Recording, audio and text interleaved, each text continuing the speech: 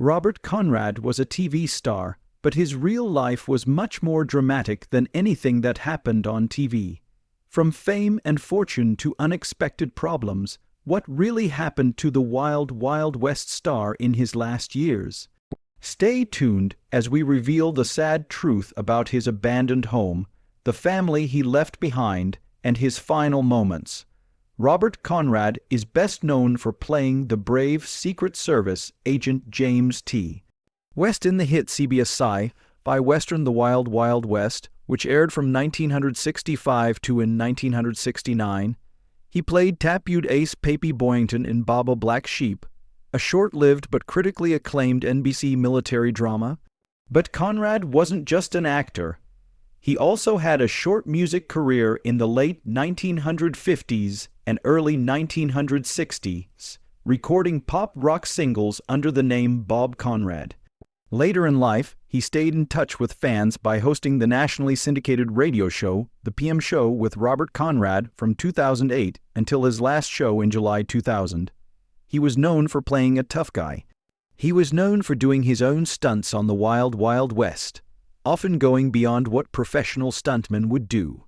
This fearless image stuck with him on and off screen, making him a person you wouldn't want to cross. But behind the rough exterior was a man who had deep struggles with Hollywood personal losses and relationship problems that took a toll. He was oozing with charisma even when he was younger. Robert Conrad was the ultimate heartthrob. Women loved him, and some men couldn't help but admire his charm, especially when he was at the height of his popularity. Before he became famous on TV, Conrad tried his hand at music by releasing a few pop and rock singles under the name Bob Conrad in the late 1950s and early 1960s. He also worked as a radio host from time to time. His tough guy persona wasn't just for the screen, it was a reflection of who he really was. Growing up on the south side of Chicago shaped his rough personality. Born in 1935 to teenage parents, he learned early on how to be strong. His father, Leonard Falk, worked at a chocolate flavoring plant in New Jersey, and his mother, Jacqueline Hubbard, became a publicist. When Robert was a child, his parents got divorced, leaving his mother to raise him on her own.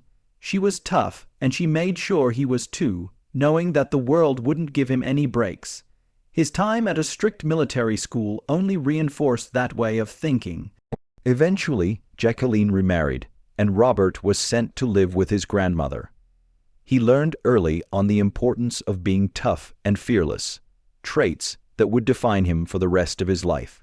He joined the Marines without hesitation when he was 15, but was kicked out when his bosses found out his real age.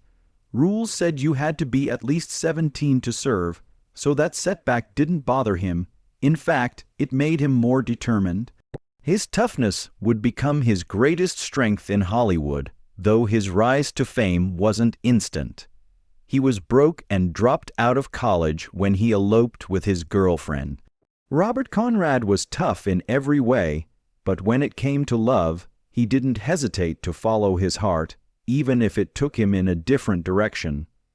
He loved deeply and sometimes recklessly, and he wasn't afraid to let his feelings take the lead. While he was at Northwestern University, he met Joan Kenley and fell in love with her right away. Instead of finishing school, he did something brave. He dropped out and eloped with her in 1952. Joan came from a wealthy family. Her father was a successful lawyer, and she went to a religious boarding school. Conrad, on the other hand, was only 17, broke, and didn't have any real job prospects. He wanted to prove that he was a good husband and provider, so he lied again, this time saying he was 21 so he could get a job as a doctor. Even though they came from very different backgrounds, Robert Conrad and Joan Kenley were determined to be together. Her wealthy family strongly disapproved of their relationship, so the young couple did something drastic. They changed their names and eloped in secret, hiding their identities to avoid being caught. Their secret relationship lasted until the end of that year, when they came out as a couple ready to have their first child. With a baby on the way, Conrad jumped from job to make ends meet. He worked as a docker, a candy factory worker, and even a milkman, doing whatever it took to support his growing family. Money was tight, but their love kept them going. However, Conrad's tough personality sometimes got him into trouble. 2 years after they got married, he lost his job as a docker after leading a petition to fire their union steward. He was suddenly out of work. He started singing in cafes to try to make a name for himself, but he wasn't successful until he met Nick Adams, an up-and-coming actor who saw potential in him. Adams promised to help Conrad get a job in Hollywood, and he did. In 1957, Conrad got a job with Warner Brothers and was paid $250 a week.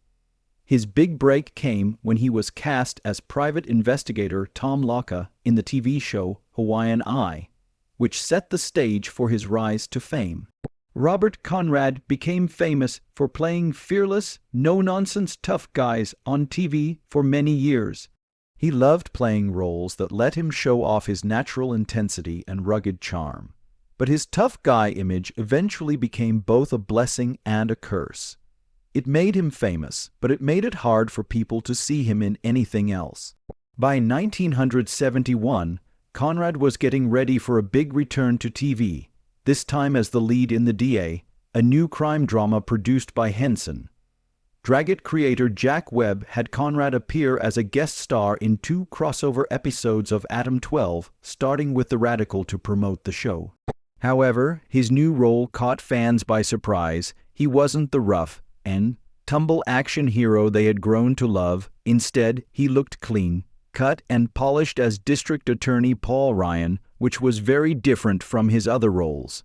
Many viewers weren't sure what to think of it because they were used to seeing him fight, not argue cases in court. Skepticism, Conrad was sure of himself in the role. He thought that his sharp, authoritative presence made him a great fit for a tough prosecutor. Before committing to the project, he made sure it had the potential to be a hit. Given Jack Webb's history of successful shows, Conrad thought The DA had a lot of potential. The fact that it was based on real criminal cases added a realistic element that he hoped would draw people in. Unfortunately, The DA didn't become the hit Conrad had hoped for. The show struggled to connect with viewers. After only 1 season, the show was canceled. One of the biggest problems was that people expected Robert Conrad to be the tough guy everywhere he went and in every role. It wasn't just a TV persona, it was how people saw him in real life too. By the early 1970s, Conrad had a reputation for being just as intense off-screen as he was on. In an interview with the Miami News in 1974, he said that smart guys would often bother him in public to see how strong he was, as if they were challenging one of his on-screen characters instead of the man himself. One situation quickly got worse. While he was driving, a group of men purposely blocked his path with their car and started insulting him. At first, Conrad didn't pay much attention to it. By that point, verbal abuse was just another bad part of his daily life. But things took a bad turn when they turned physical. He had to defend himself and barely got away before the police arrived, avoiding an even bigger scene. There were times when Conrad had to deal with being undervalued or provoked before. Even in high school, he was bullied for a very different reason. He was a tough, athletic football player who also loved singing and sang in the school choir. His teammates made fun of him for this, often kicking or housing him when he wasn't looking. Conrad never reacted at the time, but he had his own way of getting even. He made sure to hit them a little harder during practice. Robert Conrad was known as the ultimate tough guy, strong, fearless, and always ready for a fight. But those who knew him best saw a very different person.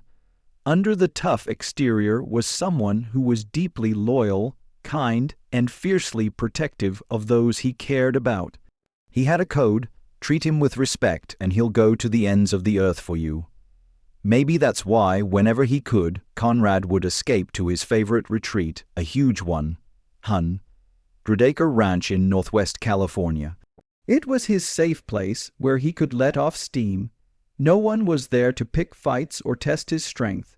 There were no cameras rolling, producers calling the shots, or wise guys trying to provoke him to see if he was really as tough as his TV roles made him out to be. Life on the ranch was simple, and that's just how he liked it. He didn't even keep a TV, phone, or radio on the property. For a man who had spent most of his life in the spotlight, this was the one place he could finally be himself. Robert Conrad found peace away from the flashing lights and chaos of Hollywood. He married his second wife, Lavella Fan, who was 25 years younger than him, and brought her to a remote town. Robert Conrad met Lavella Fan in 1978, when he was 43 years old and still married to his first wife, Joan Kenley. Fan was only 17.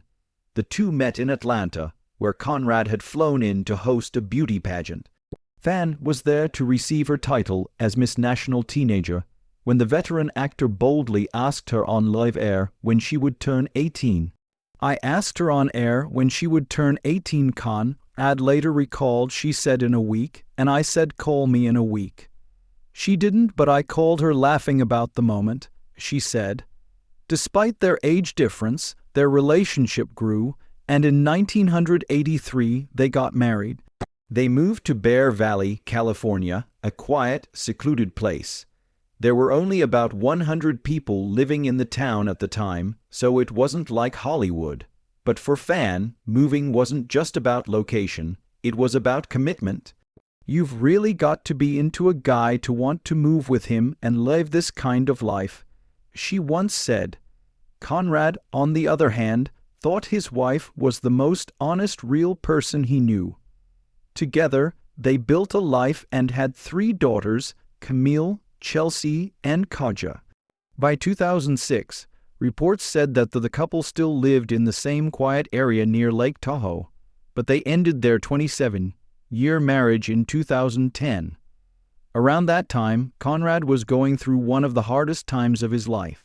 Robert Conrad's tragic accident that led to his death on March 31, 2003, at the age of 73, Conrad was driving his 1995 Jaguar along Highway 4 when he crossed the center line and hit a 1990 Subaru driven by Kevin Allen Burnett. In the crash, Conrad's blood alcohol level was over 0.22%, which is almost 3 times the legal limit of 0.08. He was charged with 2 felonies, one for driving while impaired and one for operating a vehicle with a blood alcohol concentration above the legal limit. His first court hearing was pushed back a month to June 10, 2004, so he could heal from his injuries. He ultimately pleaded guilty to both charges and was sentenced to 6 years in prison on November 26, 2004. He was put under house arrest for 6 months, given 5 years of probation, fined over $3,600, told to go to an alcohol counseling program, and told he couldn't go to bars. Despite his original sentence, Conrad was released early from probation after serving less than half of the required 5 years.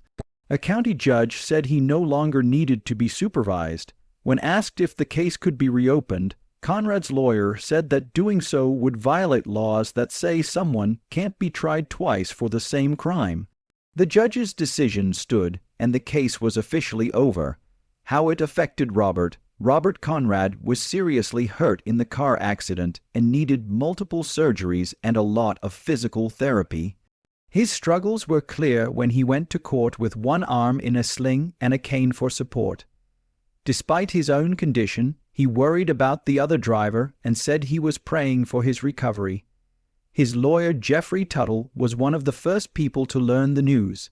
A letter from the Santa Clara Valley Medical Center confirmed that Conrad had a head injury and was partially paralyzed.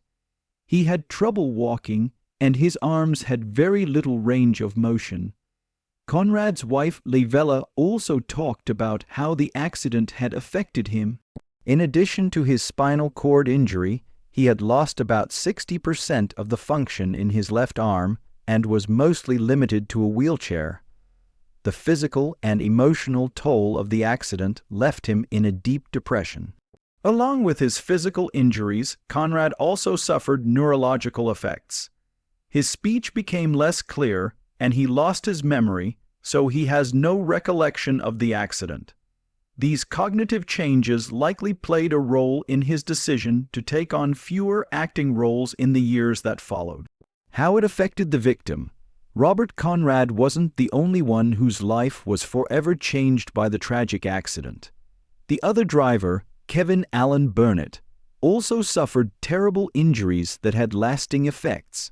As a result, Burnett broke several bones, including his wrist, right leg, femur, tibia, and fibula. He was eventually sent home to continue his recovery, but his family quickly realized the full extent of the damage. His injuries left him in constant pain, and he could never move around the same way. The Burnett family wasn't just fighting felony charges against Conrad. They also sued him and his production company in a civil case. Black Sheep Productions for medical bills and lost wages. The case was eventually settled out of court, but the details were never made public. Even though Burnett could walk again, he never fully recovered. Some days he seemed fine, and other days he was in unbearable pain. His health kept getting worse until he died at Mark Twain Street Joseph's Hospital on July 27. An autopsy showed that he died of perforated gastric ulcers, but his family thought the accident had played a role in his death. His father, Kevin Burnett Sr., thought that his son's ongoing pain and the stress of the legal battles had hurt his health.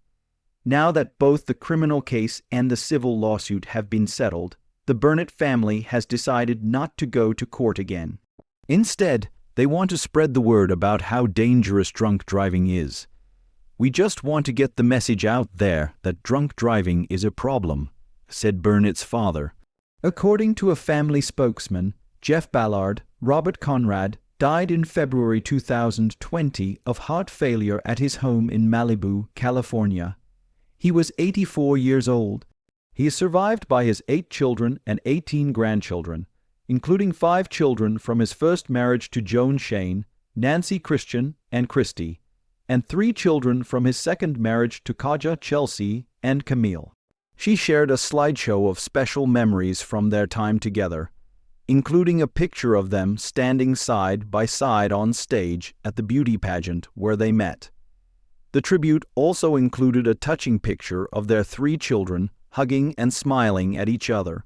A fan wrote a touching message under the picture, "Rest in peace, partner. You taught me well. Because of you, I know I can be hurt but not wrong.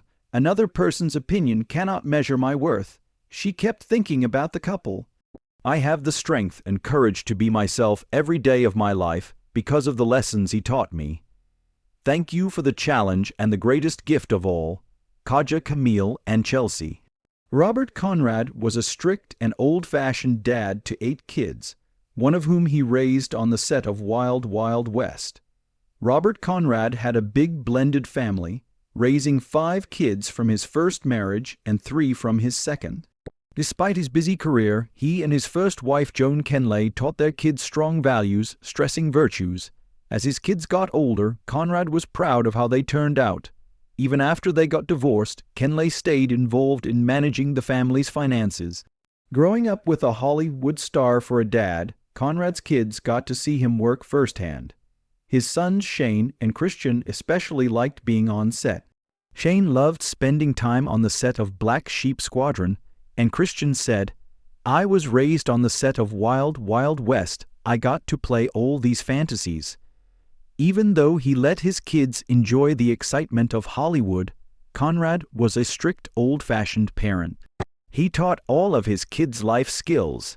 His sons learned to iron and sew, and his daughters went to Catholic schools and had to follow strict household rules like not dating before 16 and keeping their rooms clean. If they had problems in school, they were punished. Conrad wasn't just a devoted father, he was also a proud collaborator. As his kids grew up, his oldest daughter Joan worked as a producer, and his sons Shane and Christian acted with him. In the 1980s, Conrad pitched a family-friendly show called High Mountain Rangers about mountain search and rescue workers, and he wanted his kids to be in it. CBS was hesitant at first, but he pushed for it, and his kids jumped at the chance to work together. Shane later said, "If you do talk shows, it's a lot easier having your brother or dad next to you than being all a generous person before he died." Robert Conrad was given the Distinguished Service Award in Broadcasting for his services to the industry. Outside of work, he was deeply committed to giving back to his community, giving time and money to many charitable causes. Conrad was a strong supporter of the U.S. Marine Corps and actively donated to groups that helped veterans and people in need. He was involved with the Paralyzed Veterans of America and the Wounded Warriors Project, both of which help injured service members. He also supported the Jimmy Hooga Endowment, an organization that helps people with multiple sclerosis. His kindness and commitment to these causes showed his deep sense of duty to those who had served and those who were facing serious health problems. Net worth at the time of his death in February 2020, Robert Conrad was thought to have had a net worth of about $10 million. Career, Conrad made a lot of money as an actor, director, and producer. He was best known for his roles in The Wild Wild West and Bob Black Sheep. Despite his success in Hollywood, Conrad wanted a quieter life and spent a lot of time at his homes in Malibu and Bear Valley, California. Robert Conrad's Malibu home. In his later years, Conrad's main home was in Malibu, California. It was a luxurious but simple home that let him enjoy the coastal beauty of Southern California, the most desirable places in the country. The home probably had stunning views of the ocean, large living rooms, and an elegant yet comfortable atmosphere fit for a Hollywood legend. Malibu, which is known for its privacy and exclusivity, was the perfect place for Conrad to retire, giving him a peaceful place to get away from the fast-paced entertainment business. Robert Conrad's Bear Valley Retreat. For many years, Conrad also owned a home in Bear Valley, California, a small mountain town with a population of less than 200 people. Unlike his Malibu home, this one was a real escape from Hollywood, offering a rough and peaceful way of life. His Bear Valley home was on 100 acres of land surrounded by nature, far from the distractions of city life. Conrad enjoyed the solitude, living without a TV, radio, or even a phone on the property. The home, which was probably a rustic-style cabin or ranch, showed his love for simplicity, outdoor living, and the freedom of being out of the public eye. Robert Conrad left behind a lasting legacy. Not only Robert Conrad was a famous Western star, but he was also a loving father, an accomplished actor, and a man who cared deeply about his community. His story is one of perseverance and dedication, from his impressive Hollywood career to his personal struggles and victories. What are your thoughts on Robert Conrad's life and legacy? Let us know in the comments below, and don't forget to like and subscribe for more videos about Robert Conrad and the untold stories of famous Hollywood actors.